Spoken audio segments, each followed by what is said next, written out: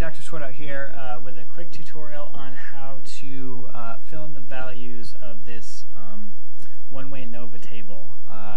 This is kind of a fun little thing you can do because variance is partitioned and because all of these numbers are interrelated based on the formulas that you learned in class the other day.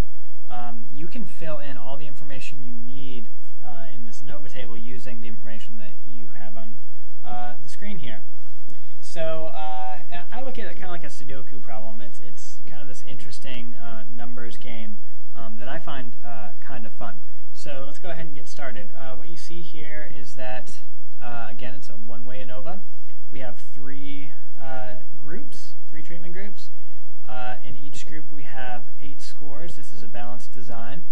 So we have 8 scores in each group for a total of n equals 24 scores. So there are 24 scores in our data set.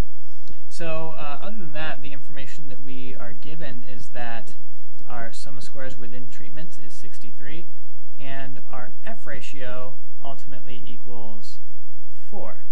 So the first thing that you want to do whenever you're doing an ANOVA is figure out the degrees of freedom, and we can do that based on our number of conditions and based on our n's, our within treatment n's, and our entire sample size.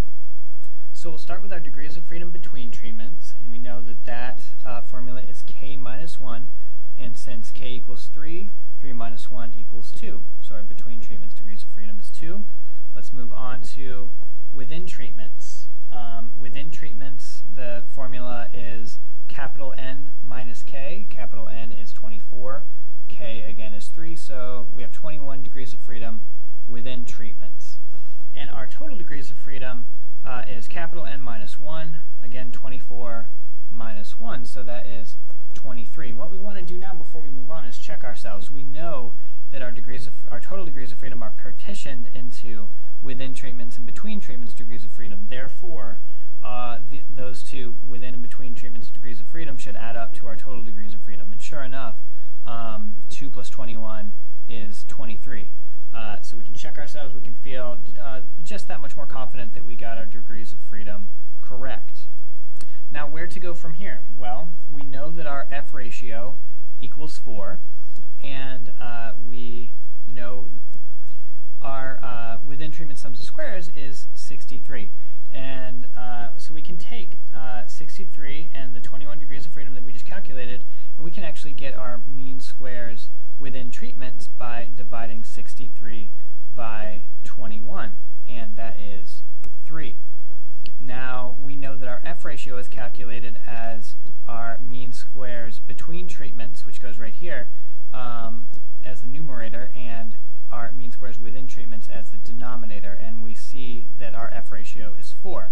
So we can just flip that math and get our mean squares between treatments by multiplying 3 times 4, which gives us 12. If you didn't catch that, obviously if this value is divided by this value to get this value, we can take this value, which is 3, multiply it by this value, which is 4, to infer that numerator. And now it gets even easier because we can actually move backwards to calculate our sum of squares. We know that this between treatment sum of squares is divided by our between treatments degrees of freedom to get our between treatments mean squares. So again, we can go backwards by multiplying our between treatments mean squares, which is 12, by our degrees of freedom, which is 2, which of course gives us 24.